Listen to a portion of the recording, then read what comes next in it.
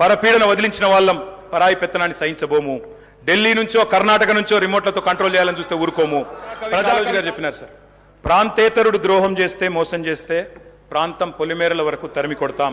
ప్రాంతం వాడు మోసం చేస్తే ప్రాంతం లోపలే పాత పెడతాం. ఇదే కమిట్మెంట్ తో పనిచేస్తాం. జై తెలంగాణ. పరపీడన వదిలించిన వాళ్ళం, పరాయి పెత్తనాన్ని సహించబోము.